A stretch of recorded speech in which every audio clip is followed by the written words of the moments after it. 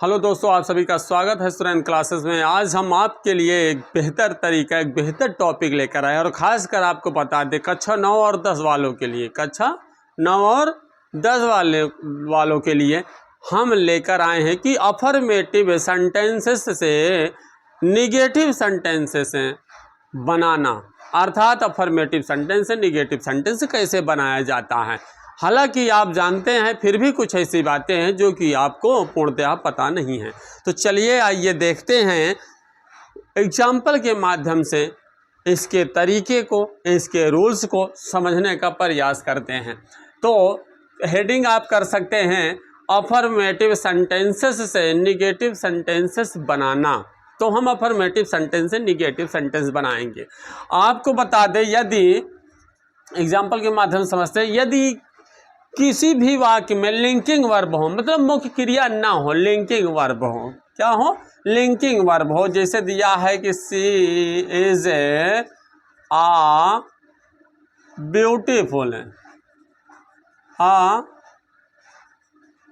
Beautiful girl, वह सुंदर, एक सुंदर लड़की है। यहाँ पर मान लो आपको हिंदी नहीं आती, कुछ भी नहीं समझ में आता, तो लिंकिंग वर्ब जैसे इसे मारवाज वर्ब है ना, यानी लिंकिंग वर्ब अगर आता है तो आप इसका किसी भी अफर्मेटिव वाले सेंटेंस का निगेटिव बनाते समय, क्या बनाते समय, निगेटिव सेंटेंस बनाते समय लिंकिंग वर्ब के बाद नॉट का प्रयोग कर देते हैं। किसके बाद, लिंकिंग वर्ब के बाद नॉट का प्रयोग कर देते हैं। तो not a beauty full girl,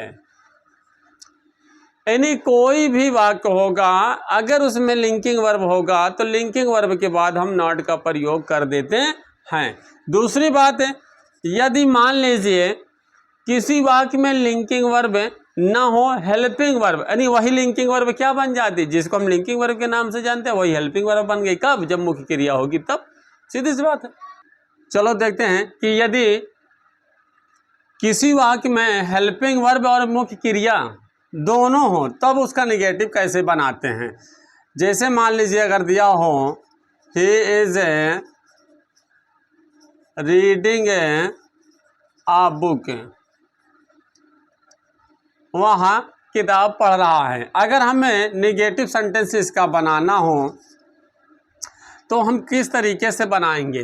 तो आपको बता दें, यदि हेल्पिंग वर्ब और मुख्य क्रिया दोनों साथ में हो तो निगेटिव सेंटेंस बनाते समय हम हेल्पिंग वर्ब के बाद सिर्फ और सिर्फ नॉट का प्रयोग कर देते हैं। किसके बाद, हेल्पिंग वर्ब के बाद, हेल्पिंग वर्ब के बाद नॉट का प्रयोग कर दिया जाता है। ठीक है, बात समझ में आई। यदि लिंकिंग वर्ब होगा तो लिंकिंग वर्ब के बाद नॉट का प्रयोग करेंगे, और यदि हेल्पिंग वर्ब और मुख्य क्रिया दोनों होगा तब हेल्पिंग वर्ब के बाद नॉट का प्रयोग करेंगे, अर्थात हेल्पिंग वर्ब और मुख्य क्रिया के बीच में नॉट का प्रयोग हो जाता है। अगर इस तरीके से समझते तो कभी कभी समस्या हो जाती है। जैसे मान लीजिए कि अगर किसी वाक्य में हेल्पिंग वर्ब एक से ज़्यादा दिया हो, एक से ज़्यादा दिया हो, जैसे मान लीजिए कि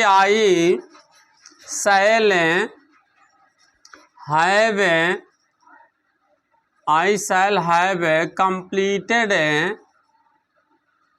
माई वर्क, मैं अपना काम पूरा, अर्थात किया है कंप्लीटेड, मैंने पूरा कर चुकूंगा।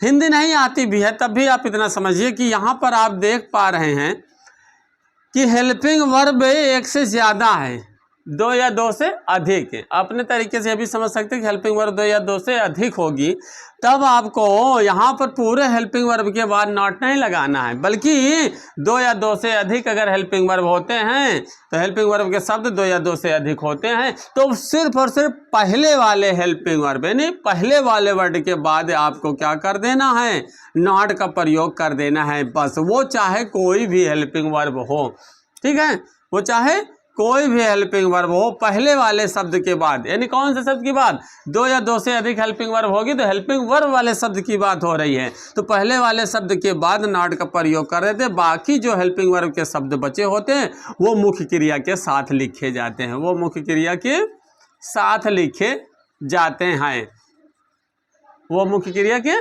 साथ लिखे जाते हैं। जैसे आपको प्रेजेंट परफेक्ट कंटिन्यूअस में भी मिल जाता है और प्रेजेंट पास्ट परफेक्ट में भी आप देखते हैं हैड बीन होता है और प्रेजेंट परफेक्ट कंटिन्यूअस टेंस में हैव बीन और हैज बीन होता है। इसी तरह फ्यूचर में भी फ्यूचर कंटिन्यूअस में शैल बी विल बी होता है, फ्यूचर परफेक्ट में शैल हैव विल हैव होता है और परफेक्ट कंटिन्यूअस में शैल हैव बीन और विल हैव बीन होता है। तो दो से अधिक अगर हेल्पिंग वर्ब आते हैं तो इस बात को आप याद रखना, जो हेल्पिंग वर्ब के शब्द होते हैं वो पहले वाले शब्द के बाद नॉट का प्रयोग कर दिया जाता है, बस वो चाहे किसी भी टेंस का कोई भी सेंटेंस हो। ठीक है, बात समझ में आई थी?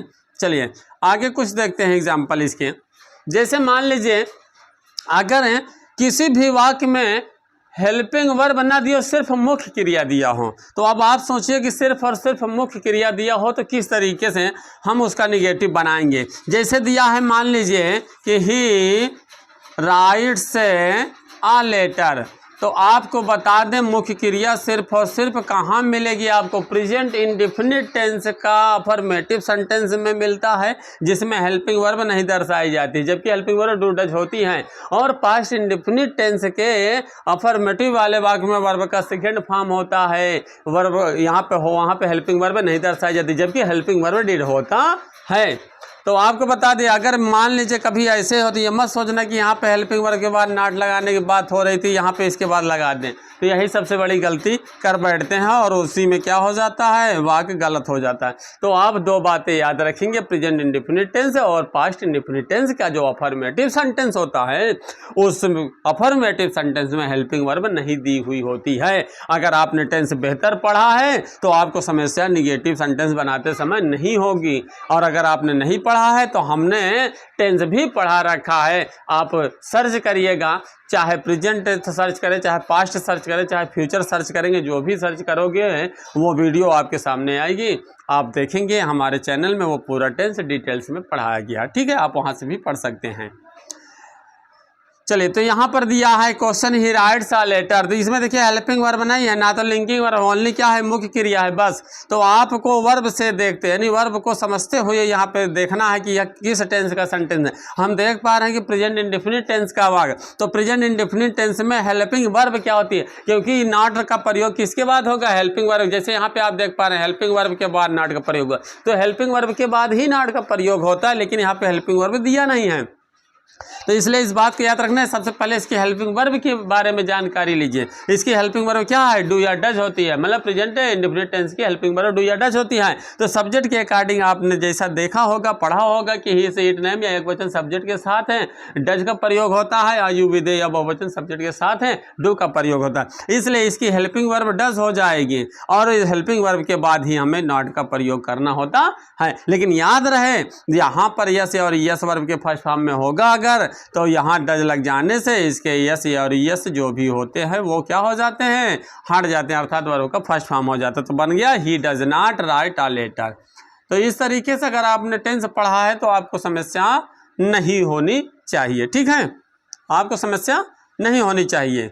अगर मान लीजिए यही चीज दिया हो पास्ट इंडेफिनिट में, जैसे मान लीजिए दिया है कि आई वेंट टू स्कूल, मैं स्कूल गया, अगर इसका हमें निगेटिव बनाना पड़े तो यहाँ पे देखिए वेंट है वर्ब का सेकंड फॉर्म, तो हमने अभी क्या बताया कि पास्ट इंडेफिनिट है कि साधारण वाक्य में हेल्पिंग वर्ब नहीं दर्शाई जाती, जबकि हेल्पिंग वर्ब डिड होता है। तो सबसे पहले इसकी हेल्पिंग वर्ब निकालेंगे, तो हेल्पिंग वर्ब इसकी क्या हो जाएगी, डिड है। तो डिड हेल्पिंग वर्ब जैसे निकले तो हेल्पिंग वर्ब के बाद जैसे बताया गया कि नॉट लगाना है, उसी तरह आप इसके बाद नॉट लगा देंगे, बन गया डिड नॉट। और जैसे यहाँ से डिड निकालेंगे ये वर्ब का फर्स्ट फॉर्म हो जाएगा। इस बात को भी ध्यान रखना, कभी कभी बच्चे गलती कर बैठते हैं कि हेल्पिंग वर्ब का तो प्रयोग करते हुए नॉट का नॉट शब्द जोड़ तो देते हैं, मतलब निगेटिव बना तो देते हैं, लेकिन वेंट ही लिख देते हैं, तो वो गलत माना जाता है। ठीक है, क्योंकि यहाँ पर निगेटिव में वर्ब का फर्स्ट फॉर्म का प्रयोग किया जाता है, न कि सेकंड फॉर्म का प्रयोग किया जाता है। ठीक है, इस तरीके से आप अफर्मेटिव से निगेटिव सेंटेंस बना सकते हैं। चलिए इसके कुछ और, अगर ये समझ में आपको आ गया है तो चलिए इसके कुछ और उदाहरण को देखते हैं और समझते हैं कि अफर्मेटिव सेंटेंस से निगेटिव सेंटेंस कैसे बनाया जाता है। तो जैसे मान लीजिए अगर कोई भी वाक्य हैव हैज हैड से रिलेटिव हो, कोई भी वाक्य हैव हैज हैड से रिलेटिव हो, जैसे मान लीजिए कि आई हैव अ बुक, मेरे पास एक पुस्तक है। अगर हैव हैज हैड से रिलेटिव कोई वाक्य होगा तो उसमें आपको दो बातें याद रखनी, ठीक है। हर जगह नॉट ही नहीं लगाना। ध्यान रखना है कि निगेटिव बनाते समय आपको क्या करना होगा, क्या ध्यान देना है कि अगर हैव हैज हैड प्रयोग से संबंधित कोई वाक्य होगा तो उसमें अगर एक वचन का नाउन होगा, किसका, एक वचन का अगर नाउन, अगर नाउन एक वचन में होगा तब हम हैव हैज या हैड के बाद नो का प्रयोग करते हैं। यदि वो बहुवचन में होता है तब नॉट का प्रयोग करते हैं। इस बात को कॉपी कलम उठाकर लिख सकते हैं, ठीक है। याद रखें, जैसे हम देख रहे हैं आई हैव अ बुक है, अब यहाँ पे दिया है कि आई हैव, अब इसका निगेटिव बनाएंगे तो यहाँ पे नॉट नहीं लगा देंगे। जैसे आपने अभी देखा लिंकिंग वर्ब में, है ना, तो लिंकिंग वर्ब वाले में क्या था, मुख्य क्रिया नहीं है, हैव हैज के प्रयोग में क्या है, मुख्य क्रिया जैसे नहीं दिया इसमें, तो यहाँ क्या करेंगे, जैसे लिंकिंग वर्ब के बाद हम नॉट लगाते हैं वैसे यहाँ भी लगाना, लेकिन याद रहे नॉट कब लगाना है और नो कब लगाना है। तो अगर नाउन एक वचन में है, नाउन क्या है, एक वचन में है, अगर एक वचन में है तब याद रखना नॉट नहीं लगाते हैं, तब नो लगाते हैं। और दूसरी बात ये भी याद रखना, अगर यहाँ पे आ या फिर एनी, यानी ए और एनी अगर शब्द होगा तो निगेटिव बनाते समय उसे नहीं लिखते हैं। बात क्लियर। ए या एनी शब्द होगा एक वचन में नाउन को दर्शाने के लिए तो निगेटिव सेंटेंस बनाते समय ए और एनी को नहीं लिखते। इस बात को याद रखना। I have no a book नहीं लिखेंगे, ठीक है, वो गलत माना जाएगा। तो इसलिए क्या हो जाएगा, आई हैव नो बुक। अगर मान लीजिए यही क्वेश्चन इस तरीके से दिया हो कि ही हैज मैनी पेन्स, यानी उसके पास कई पेन हैं, कई कलम हैं, तो यहाँ पे आप देख पा रहे हैं कि नाउन क्या है, बहुवचन में। नाउन बहुवचन में है तो निगेटिव सेंटेंस बनाते समय आप क्या करेंगे, निगेटिव सेंटेंस बनाते समय आप हैव हैज हैड के बाद नॉट का प्रयोग करेंगे। काहे का प्रयोग करेंगे, नॉट का प्रयोग करेंगे। तो ये बातें आपको समझ में आ गई होगी कि हैव हैज के प्रयोग से रिलेटिव यदि कोई क्वेश्चन होता है अफर्मेटिव में, उसका जब हम निगेटिव बनाते तो उसमें दो बातें ध्यान रखना होता है कि यदि नाउन बहुवचन में है तो नॉट का प्रयोग, यदि नाउन एक वचन में है तो नो का प्रयोग। पर याद रहे कि ए और एनी अगर कोई वर्ड यहाँ पे देकर एक वचन को दर्शाता है, संबोधित करता है, तब या भाव प्रकट करता है, तब निगेटिव बनाते समय नो लगाते हैं और ए या एनी शब्द को हटा देते हैं, ठीक है। इस बात को ध्यान रखना। चलिए अगला, अब यहाँ से इसी तरीके से अब थोड़ा सा देयर से, अब देयर से रिलेटिव कुछ क्वेश्चन उठाते हैं और देखते हैं कि उसका निगेटिव किस तरीके से बनाया जाता है, ठीक है। जैसे मान लीजिए क्वेश्चन दिया हुआ हो कि there is a lion, there is a lion, इतना लिखा है मान लीजिए, या फिर और कोई प्लेस दे दिया कि मतलब एक शेर है, या कुछ और भी दे दिया जा सकता है, जंगल में एक शेर है या खेत में एक शेर है, कुछ भी दे दिया गया, ठीक है। तो मान लीजिए दिया है इन द फील्ड, और थोड़ा सा जोड़ देते हैं, तो कुछ भी दिया हो तो इसी तरीके जैसे हैव हैज में है, सेम वही रूल यहाँ भी है, देयर के प्रयोग वाले वाक्य में भी है कि अगर मान लीजिए वाक्य में जो नाउन होगा अगर एक वचन को दर्शाता है, यानी एक वचन को अगर दर्शाता है, तब आप निगेटिव बनाते समय क्या करेंगे, निगेटिव बनाते समय आप जो वर्ब होगा, यानी जो लिंकिंग वर्ब होगी, उसके बाद नॉट का प्रयोग नहीं करेंगे। काहे का प्रयोग करेंगे, नो का प्रयोग करेंगे। और नो का प्रयोग हो जाने पर आर्टिकल का प्रयोग नहीं किया जाता, ठीक है। ए या फिर एनी, जैसे हैव हैज के प्रयोग वाले वाक्य में आपने देखा, उसी तरह देयर वाले वाक्य में भी होगा, तो हो जाएगा देयर इज नो लायन हो जाएगा, ना कि नो आ लायन, ठीक है। इस बात को ध्यान रखना। यहाँ क्या हो जाएगा, no lion in the field. और अगर मान लीजिए बहुवचन का हो, मान लीजिए कोई वाक्य, अगर देयर वाले वाक्य से रिलेटिव, यानी देयर के, यानी देयर यूजेस जो आपने पढ़ा होगा, देयर का प्रयोग पढ़ा होगा था, देयर के प्रयोग से संबंधित कोई वाक्य आता है और उसमें नाउन बहुवचन में होता है, क्या होता है, नाउन बहुवचन में होता है। जैसे मान लीजिए देयर आर हैं, देयर आर हैं two dogs in the street,